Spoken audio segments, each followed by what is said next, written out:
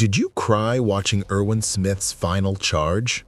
Let's be honest, most of us did. It's built to be one of the most heartbreaking, heroic moments in the entire series. We see a man who has given up everything, his arm, his comrades, finally give up his life for the cause.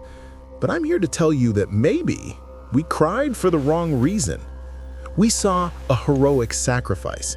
What we should have seen was a cold, brutal, and utterly brilliant psychological execution.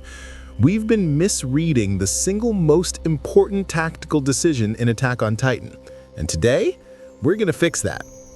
Let's set the scene, because context is everything. The Survey Corps is completely boxed in. On one side, the Colossal Titan. On the other, the Beast Titan, Zeke, is sitting at a perfect distance, turning hundreds of veteran soldiers into confetti with a casual flick of his wrist. They are completely, totally screwed. There is no winning move. The story tells us that Erwin, in a moment of noble despair, chooses to lead a heroic, suicidal charge to buy Levi time. It's presented as an act of selfless sacrifice. My take? That's a lie. A comforting lie we tell ourselves. This was not a sacrifice. It was a psychological gamble. It was a con job. Erwin didn't die for humanity. He weaponized his own despair, weaponized the lives of his terrified rookies, and staged an elaborate piece of battlefield theater. Why? To hack Zeke's mind, to create a 0.1% window of opportunity that didn't exist, all so Levi could land one single perfect kill. This isn't a story about a hero's death. This is a story about a commander's ruthlessness. First, you have to understand the real problem. The problem isn't just the rocks. The problem is Zeke.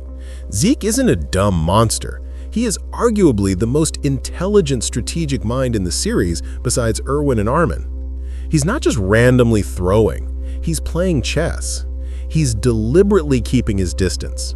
He knows Levi's out there. He knows Levi is the only thing on that field that can actually threaten him. So, he's camping.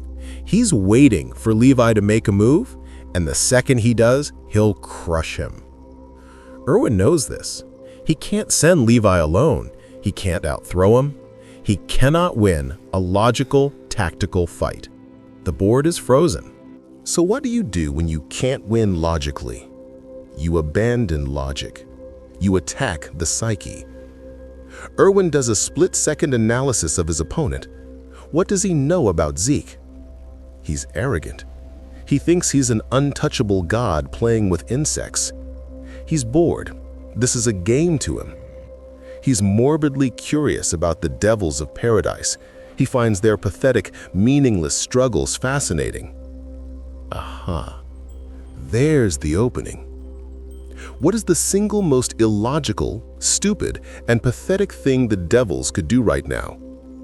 How about 100 screaming soldiers on horseback charging with nothing but smoke signals straight into a hailstorm of boulders? To a strategic genius like Zeke, this move is so bafflingly idiotic that it's captivating. This is Erwin's bet. He bets that Zeke, the arrogant, curious intellectual, will not be able to resist watching this absurd, pathetic final stand.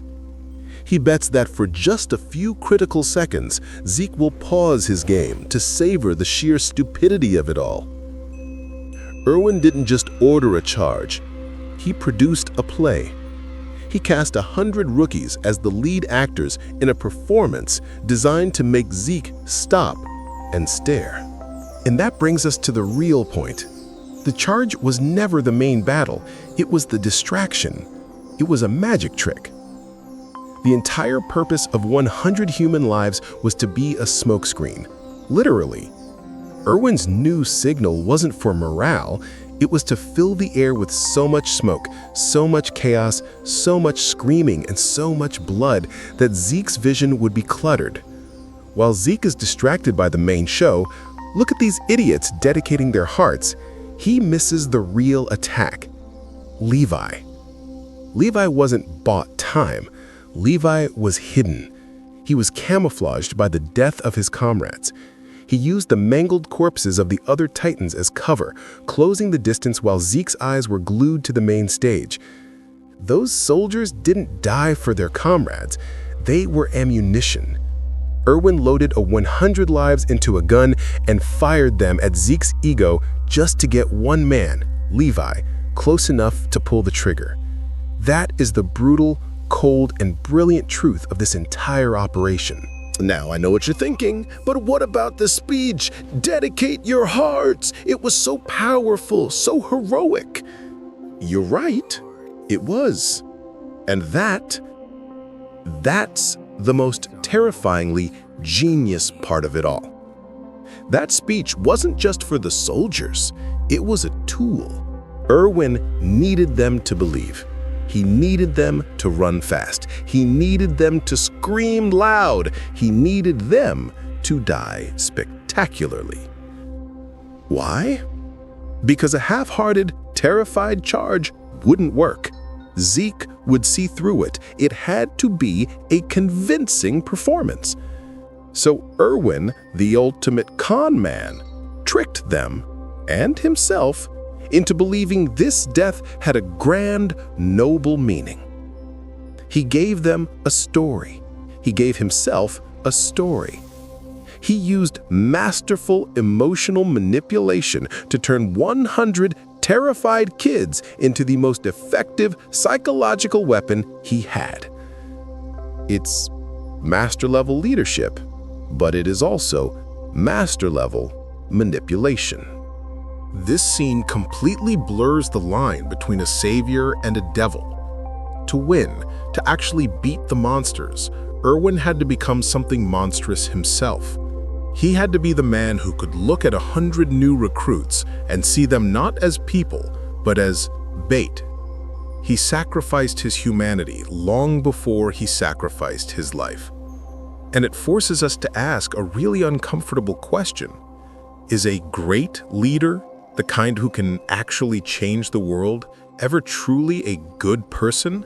Or do they have to be willing to make the bets that good people can't? I want to know your take on this. Was this Erwin's most heroic moment or his most ruthless? Could you have made that bet?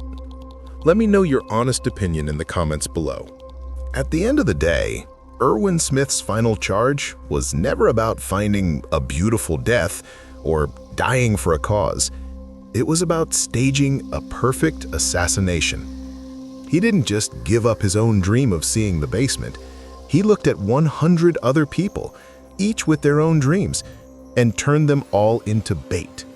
And the most brutal part of all, it worked.